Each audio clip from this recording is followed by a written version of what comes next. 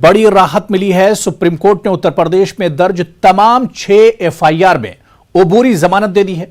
मोहम्मद जुबैर ने supreme court में अर्जी दायर की थी कि यूपी में उनके खिलाफ 6 एफआईआर को मंसूख किया जाए, जिसके बाद सुप्रीम कोर्ट ने जुबैर के खिलाफ तमाम एफआईआर को यकजा करने और दिल्ली पुलिस के खुसूसी सेल को मुंतकिल करने की हिदायत दी है।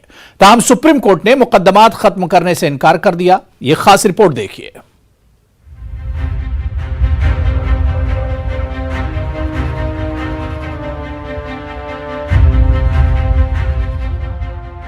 आल्ट न्यूज के शरीक बानी मोहम्मद जुबैर को सुप्रीम कोर्ट ने उत्तर प्रदेश में दर्ज तमाम 6 मुकदमात में अबूरी जमानत दे दी है। साथ ही जुबैर के मामले में तहकीकात के लिए तश्कील दी गई उत्तर प्रदेश की एसआईटी को भी अदालत उज़्मा ने तहलील कर दिया है और जुबैर के खिलाफ तमाम मुकदमात को दिल्ली मुंतकिल करने का हुक्म सादिर कर दिया। जस्टिस चंद्रचूड़ की सरबराही वाली बेंच ने मोहम्मद जुबैर को फौरी रिहा करने का हुक्म दिया है। बेंच ने कहा कि एक मामले में 8 जुलाई को जुबैर को सुप्रीम कोर्ट से जमानत मिली। एक और मामले में दिल्ली की पटियाला हाउस कोर्ट से जमानत मिल गई। अब भी वो कई मुकदमात की वजह से जेल में है। अदालत उज़्मा ने कहा कि जुबैर को मुसलसल जेल में रखने का कोई जवाज नहीं है। दिल्ली में दर्ज मुकदमात यूपी में दर्ज मुकदमात से मिलते जुलते हैं। यूपी के मामलात भी दिल्ली पुलिस के स्पेशल सेल को मुंतकिल कर दिए गए हैं। हम अपनी तरफ से किसी एफआईआर को मंसूख नहीं कर रहे हैं। सुप्रीम कोर्ट ने मजीद कहा कि अगर अर्जी गुजार चाहे तो दिल्ली हाई कोर्ट में एफआईआर को मंसूख करने के लिए अर्जी दायर कर सकता है।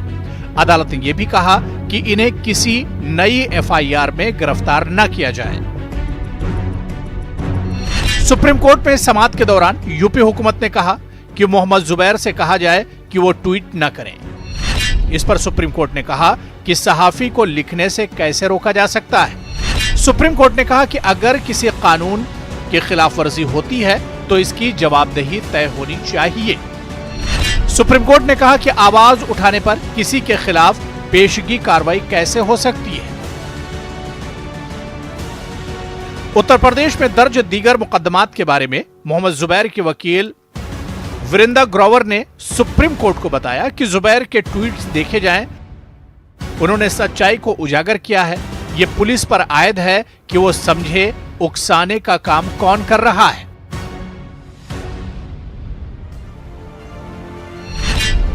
एडवोकेट ग्रोवर ने मजीद कहा कि बराह करम अदालत इनके ट्वीट्स देखें, इनमें उकसाने वाली कोई बात नहीं है। उन्होंने सुदर्शन टीवी की तरफ से दायर मुकदमे का भी जिक्र किया।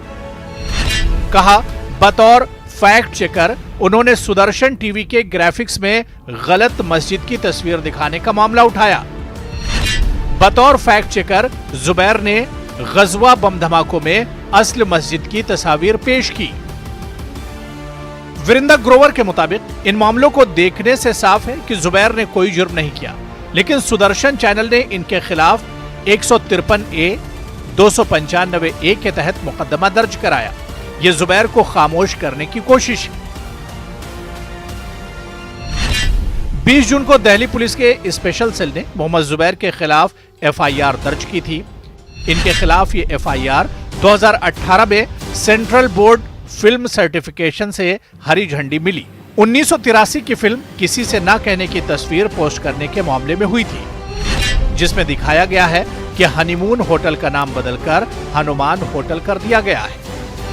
इस तस्वीर को लेकर हनुमान भक्त नामी ट्विटर सारिफ ने शिकायत की थी और कहा था कि इनके मजहबी जज्बात को ठेस पहुंची है। इसी तस्वीर को पोस्ट करते हुए जुबैर ने पीएम मोदी पर तंज किया था। मोहम्मद जुबैर की वकील वीरेंद्र ग्रोवर ने अदालत में सवाल उठाया और कहा कि पुलिस कैसे जादुई तरीके से इस मखसूस ट्वीट की बुनियाद पर मोहम्मद जुबैर के 4 साल पुराने ट्वीट के लिए गिरफ्तार कर सकती है। इससे कबल बीजेपी के साबिक तर्जुमान नुपुर शर्मा के पैगंबर इस्लाम के बारे में मुतनाज़ा रिमार्क्स की वजह से हिंदुस्तान को सिफारती सतह पर निमटना पड़ा था। कई इस्लामी ममालिक ने बयानात जारी करके सख्त कार्रवाई का मुतालबा किया था। कतर ने तो भारत से माफी का मुतालबा किया था। दरअसल नुपुर शर्मा के मामले को मोहम्मद जुबैर ने ही जोर शोर से उठाया था। Bureau report, news 18 Urdu. उधर सोशल मीडिया में एक हिंदू स्वामी की तौहीन करने के मामले में कर्नाटक की एक अदालत ने मुलजिम को 10,000 रुपये का जुर्माना और 3 साल की सजा सुनाई है। चिकमंगलुरु जिले के श्रीनगरी तालुके की अदालत ने आज मुन्ना अजहर नामी मुलजिम को 3 साल की सजा सुनाई है। यह मामला 19 नवंबर साल 2015 में पेश आया था। हुबली शहर से ताल्लुक रखने वाले मुन्ना अजहर ने फेसबुक में श्री नगेरी के स्वामी के लिए नाजिबा अल्फाज का इस्तेमाल किया था। मुन्ना अजहर के खिलाफ एहतजाज करते हुए मुकदमा दर्ज किया गया था। आज अदालत ने मुलजिम मुन्ना अजहर को सजा और जुर्माना आयद किया। सुप्रीम कोर्ट ज्ञानवापी केस की समाअत कल यानी 21 जुलाई को दोपहर 2 बजे करेगा। जस्टिस DY चंद्रचूड़ और जस्टिस PS नरसिम्हन की बेंच कल सुप्रीम कोर्ट में समाअत करेगी। सुप्रीम कोर्ट ज्ञानवापी से मुतालिक पुराने मुकदमात के साथ दायर नई दरख्वास्तों की भी समाअत करेगा। नई दरख्वास्त में मुतालबा किया गया है कि मस्जिद में पाए जाने वाले शिवलिंग की पूजा की इजाजत दी जाए।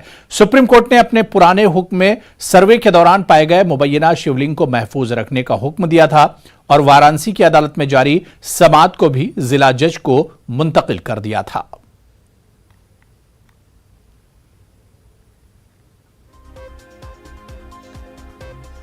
मध्य प्रदेश के बल्दियाती इंतखाबात में कामयाबी से MIM के हौसले बुलंद हैं। बल्दियाती इंतखाबात के पहले मरहले में MIM को जहां बुरहानपुर, खंडवा और जबलपुर में कामयाबी हासिल की थी, वहीं दूसरे मरहले के इंतखाबात के नताइज में इसकी झोली में 3 सीटें और आई हैं।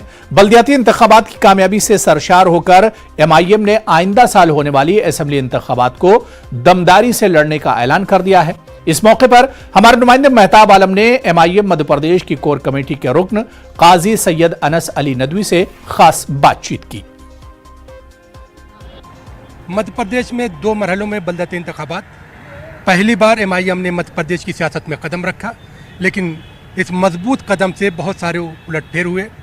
आज के जो वोटों की गिनती हुई उसमें भी MIM ने अपनी कामयाबी दर्ज की। हमारे साथ MIM जो कोर कमेटी के रुकन काजी सैयद अनस अली नदवी साहब मौजूद है। अनस साहब, जब पहले मरहले में भी आपको कामयाबी मिली और आज फिर जो है खरगोन में आपको कामयाबी मिली, किस तरह से देखते हैं? बिस्मिल्लाहिर्रहमानिर्रहीम। मैं सबसे पहले अल्लाह का शुक्र अदा करता हूँ, आवाम का शुक्र अदा करता हूँ, आवाम का शुक्रिया कहता हूँ जो मध्य प्रदेश की आवाम ने दूसरे मरहले में भी वही कामयाबी अल्हम्दुलिल्लाह हमें मिली।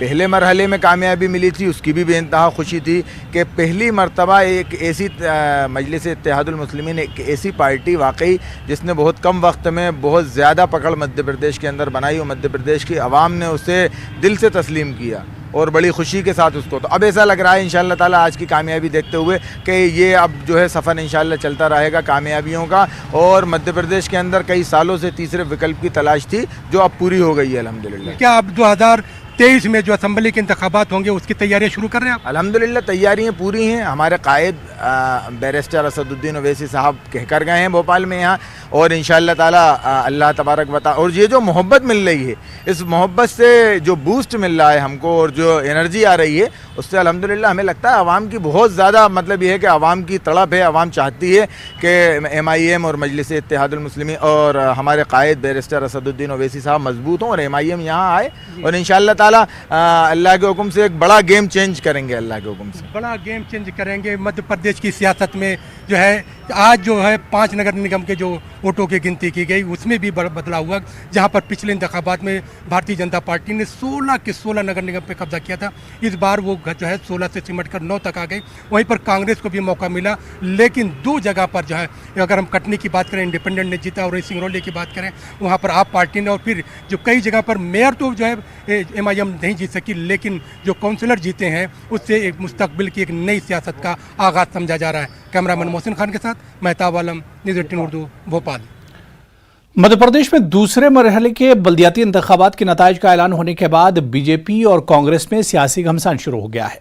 बल्दियाती इंतखाबात में मजमूई तौर पर गर्चे बीजेपी को सबकत हासिल है, मगर साबिका बल्दियाती इंतखाबात से अगर मुआजना किया जाए तो बीजेपी को शिकस्त का सामना करना पड़ा है। सूबे की 11 नगर निगम में जहां साबिका इंतखाबात में बीजेपी का सब पर कब्जा था, वहीं इस बार के इंतखाबात में 11 नगर निगम में से बीजेपी के हिस्से में 9 नगर निगम ही कामयाबी हासिल हो पाई है, जबकि कांग्रेस को 5, 1 सीट पर आप पार्टी और 1 मेयर की 1 सीट पर आजाद उम्मीदवार ने कामयाबी हासिल की है। अभी तक जो परिणाम घोषित हुए हैं उसमें 54 नगर परिषदों के परिणाम घोषित हो गए हैं और 54 नगर परिषदों में से 48 नगर परिषदों में भारतीय जनता पार्टी ने स्पष्ट बहुमत के साथ विजय प्राप्त कर ली है। 11 नगर पालिकाओं के परिणाम घोषित हो गए हैं, उसमें से 9 में भारतीय जनता पार्टी ने स्पष्ट बहुमत के साथ विजय प्राप्त की है और बाकी भी पूरे प्रदेश में जो सब जगह से रुझान आ रहे हैं, सभी जगह कांग्रेस पूरी तरह से साफ हो गई है, सभी जगह भारतीय जनता पार्टी जीत रही जी का सफल नेतृत्व और कांग्रेस के लिए कार्यकर्ताओं की मेहनत का नतीजा और शिवराज सिंह जी की जुमलेबाजी के खिलाफ ये परिणाम है। पहले चरण के भी जो परिणाम आए उसमें भी जिसको बड़ा चढ़ाकर भारतीय जनता पार्टी ने कहा कि बीजेपी जीती, सच्चाई ये कि 5 नगर निगम कांग्रेस जीती है, 3 जीती है क्लियर कट। 2 नगर निगम जो हम हारे वो छल और कपट से हराया गया। बुरहानपुर की हमारी शहनाज बाजी को 388 वोट से कपट के तहत हटाया गया। महेश परमार टोटल 700 वोट से हारे, उनको पहले 500 वोट से और 900 वोट से जीतना को डिक्लेयर करा। तो ये दोनों नगर निगम भी हमारी हैं। सतना में भी परिषद बराबर की बनी है, वहाँ पे भी बागी की वजह से हम हारे।